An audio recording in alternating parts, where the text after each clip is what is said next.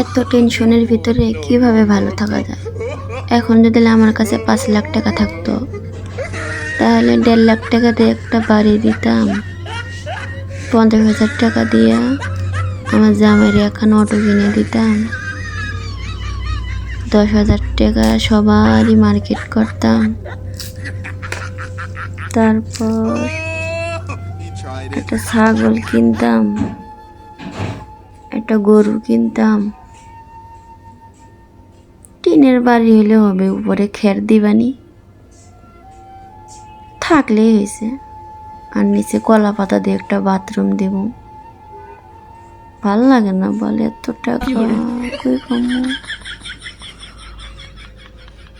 জামাই রিক্সা চালায় তো, আমি রান্দে বাড়িতে কচু কিছু খাইলেও দিন চলে যেত। এই ঢাকা শহর আর ভাল লাগে না। এই টেনশনটা তো আমার মাথা খায়া ফেলাইতেছে। কি করুম আর 5 লাখ টাকা পামই কোন থেকে? চাকরি করি গার্মেন্টসে।